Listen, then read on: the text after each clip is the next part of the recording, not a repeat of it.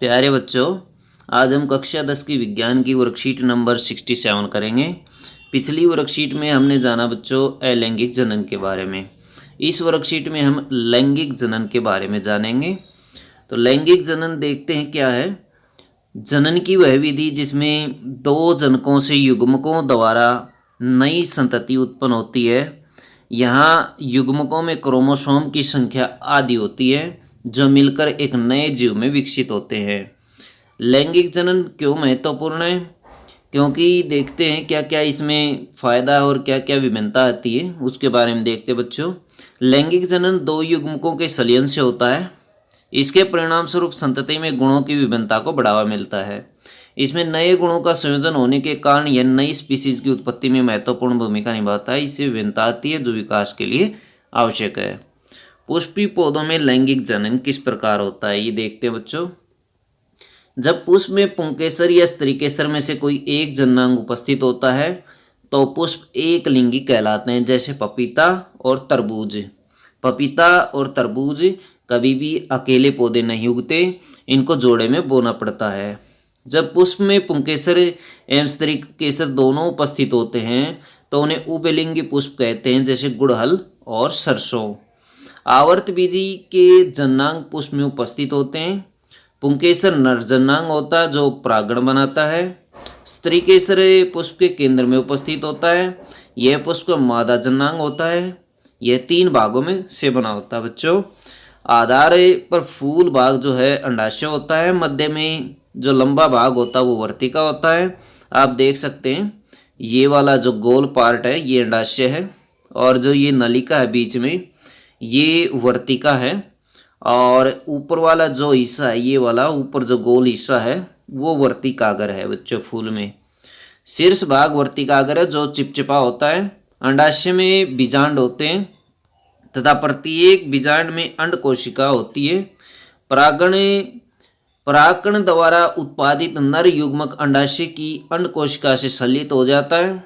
यह जनन कोशिकाओं के इस युग्मन या निषेचन से युग्मनज बनता है जिसमें नए पौधों में विकसित होने की क्षमता होती है। देख सकते हैं बच्चों ये परागकण है, ये वर्तिकाग्र पर गिर जाता है और वर्तिकाग्र से नीचे जाने की कोशिश करता है और वर्तिका से होता हुआ ये अंडाशय तक पहुंच जाता है। और अंडाशय के अंदर देखिए यहाँ इनका संलयन होता है मादा युग्मक के साथ। ये दिखाए गए मादा युग्मक के साथ नर युग्मक का संलयन होता है जिससे बीजांड बनता है। तो ये फूल का चित्र है, ये देख सकते हैं आप। फूल में ये बाह्य दल है, दलपुंज अथवा पंखुड़ियाँ, तंतु, परागकोश। ये जो कई तंतु आपको दिखाई दे रहे हैं ये पुंकेसर हैं।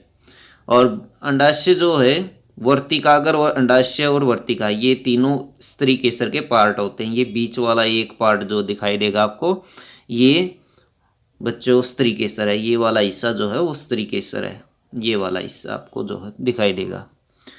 पराग कणों का पुंकेसर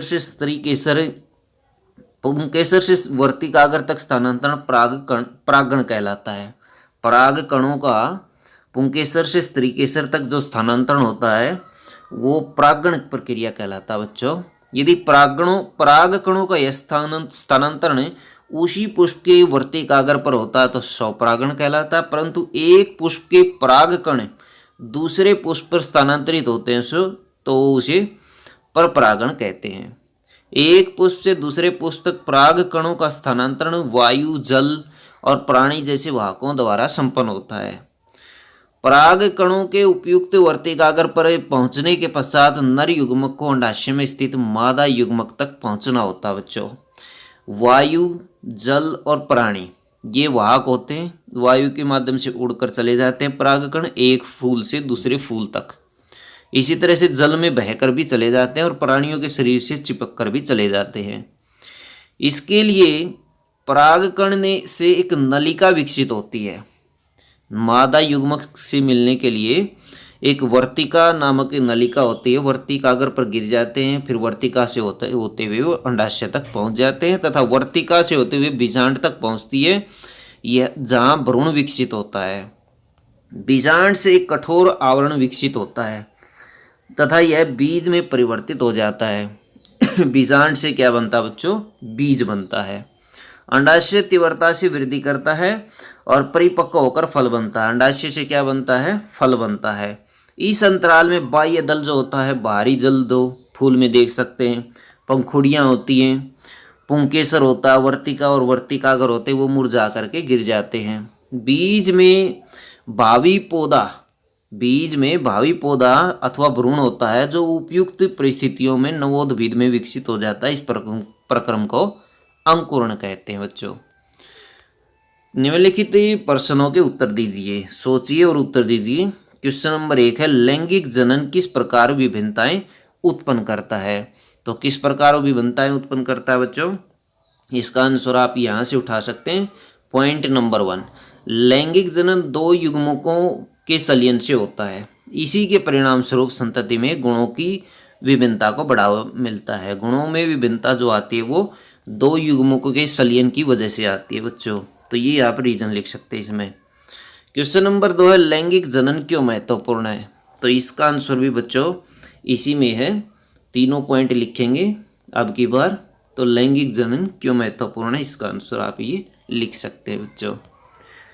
क्वेश्चन नंबर 3 है, एक लिंगी और उभयलिंगी पुष्पों के उदाहरण लिखिए। तो ये भी इसी में दिया हुआ वर्कशीट में। तो आप एक लिंगी के उदाहरण ले सकते हैं, पपीता और तरबूज, जबकि उभयलिंगी के उदाहरण बच्चों गुड़हल और सरसों आप लिख सकते हैं। क्वेश्चन नंबर 4 है, स्वपरागण परपरागण में विभेदन कीजिए। तो इसका आंसर ऊपर दिया गया है। स्वपरागण की परिभाषा आप इसमें लिख दें। यदि पराग कणों यहाँ से लेकर के ये वाला आप इसका आंसर लिखेंगे, दोनों में अंतर हो जाएगा। अंकुरण क्या है? क्वेश्चन नंबर 5, अंकुरण क्या है? बीज और फल कैसे बनते हैं? अंकुरण की परिभाषा बच्चों आप यहाँ से लिख सकते हैं। ये वाली अंकुरण की परिभाषा है। और इसी का दूसरा पार्ट आप लिखेंगे, बीजांड से, ये वाले दोनों पॉइंट इसके नीचे आ जाएंगे बच्चों। बीजांड से बीज बनता है और अंडाशय से फल बनता है। तो यानी ये पूरा का पूरा इसी का आंसर है। ये नीचे वाले तीनों पॉइंट आप इसमें लिख देंगे।